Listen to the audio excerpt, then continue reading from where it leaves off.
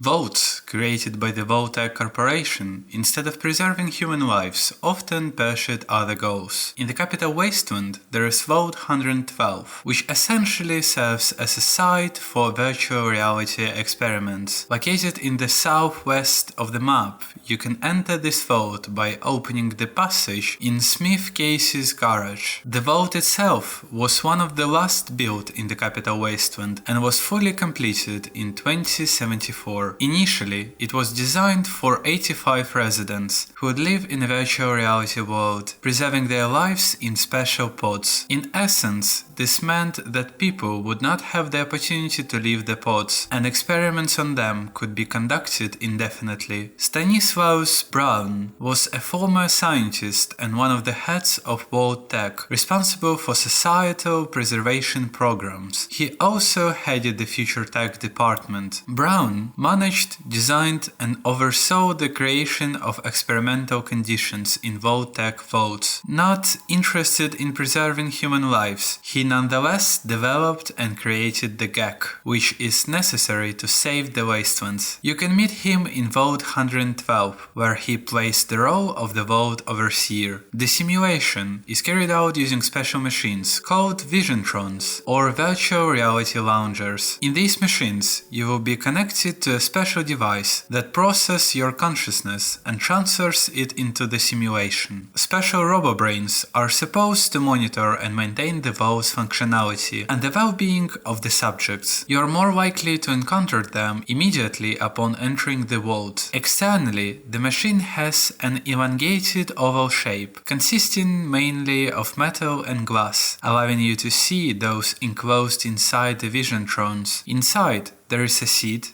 and two monitors that are connected to the human brain, directly displaying what is happening in Tranquility Lane. The virtual reality experiment represents a black and white visualization of a typical pre-war American suburb. Overall, it's the third and the longest experiment initiated by Brown. It was intended that the subjects could choose whether they would like to live an ideal life, which would never end. However, upon arriving at the Vault 112, the lone wanderer will only see Tranquility Lane. At this stage, everything seems to be quite good, but what the subjects did not know was that once inside the simulation, there would be no way back for them. Dr. Stanislav Brown would gain full control over them, making them his toys, towards which he would feel nothing but scientific and cruel interest. After Brown became bored with the subjects, he would get rid of them in the virtual reality world, and then restarted, thus reviving the people inside the Tranquility Lane and preventing them from escaping the capsules in the Vault 112. The place itself reminds Brown of his hometown of Kronach in Germany, but being distinctively American within the simulation, it contributes to a better immersion of the subject and makes control easier. As many might have guessed, Brown took on the role of a little girl named Betty, who would give you cruel and bloody tasks. When you enter Tranquility Lane, the simulation there already lasts at least several decades. The experiment itself has been running for 202 years, as evidenced by the welcoming phrase of the RoboBrain that mentions you are 202 years late. Understanding what Tranquility Lane is and who is behind it, it is also worth looking at why you need to enter the virtual reality and how to escape from it. According to the game's plot, you need to find your father, who in search of the GEC came across Vault 112, and immerse himself in the simulation. There he discovered the now insane Brown, who made him a dog named Doc. The lone wanderer, upon entering the simulation, loses his Pip-Boy, which is replaced by a watch, and finds himself in the body of a child. To free yourself and your father from the simulation, you need to complete several tasks given by Betty, whose cruelty will gradually increase. Let's examine the harsh part of the quest, where each task completed for Betty will inevitably lead to negative karma for the character. First, Betty will ask you to make Timmy cry. which can be done in several ways. You can simply approach and punch him with your fist or a rolling pin. You can also convince Timmy that his parents are divorcing and want to send him to a military school, giving him a military school brochure, which can be found on the table in the Nussbaum house. The third option involves killing one of the Timmy's parents. After committing the deed, he will run to the body of one of his parents and start crying. After this, Betty will ask you to destroy Rockwell's marriage, which can also be done in several ways. You can tell Mrs. Rockwell that her husband is cheating, passing a speech skill check. You can put Martha Simpson's lingerie on the table in the Rockwell's basement and then inform Mrs. Rockwell about it. Alternatively, you also can read Mrs. Rockwell's diary on the second floor of their house, in which she briefly mentions willingness to kill Martha Simpson. Then you need to end Martha with a rolling pin and inform Mr. Rockwell about the diary, which eventually will destroy their marriage. Next, Betty will order you to get rid of Mrs. Henderson. The easiest way to do this is to break the chandelier in her house, which is located in the corridor and hence directly above the door frame leading to the kitchen. When Mrs. Henderson tries to pass under it, the chandelier will fall on her head, killing her. Alternatively, near the steps in Mrs. Henderson's house, you can find Timmy's roller skates and place them on the stairs, which will cause Mrs. Henderson to slip and fall to her death while trying to go up the second floor. You can also damage the stove in the kitchen, causing a gas leak. After this, ask Mrs. Henderson to bake a pie, which will instantly cause an explosion. The last option is to activate the safety console in the kitchen. After this, Mrs. Henderson and the lone wanderer will be locked in the house. You also need to change the security protocol, which will cause the robot to attack and kill Mrs. Henderson. Then, deactivate the robot and leave the house. Betty's final task is to kill all the residents of the Tranquility Lane except Betty and Doc. By activating the Doc house, you will get the mask of the pint-sized slasher and get a knife. You need to catch all the simulation residents and deal with them. Since the character runs slower than the other subjects, I recommend using the VATS system, which still works inside the simulation. After completing all of the Brown Betty's tasks, he will create an exit door from the simulation and will also tell you that the dog is actually your father, who has been watching you all of the time. Apart from the cruel way to complete the quest, there is also an alternative way. Old Lady Dithers mentions that you need to find the emergency terminal in the abandoned house, which you can activate to escape Tranquility Lane. Dithers is the only resident of Tranquility Lane besides Brown, whose condition is described in the vault terminals as abnormal due to a malfunction in her pod. She can remember some moments from past simulations and realizes that Betty is a Brown. She suffers from Brown's 2-century-long abuse, which she can't forget, and therefore tells the Wanderer about the emergency terminal. Inside the house, you'll find several objects that make sounds when interacted with them. Betty hums a very similar melody which you need to play. Having a musical ear, you won't have much trouble passing this quest. Essentially, you need to press the objects in the following order: radio, jug,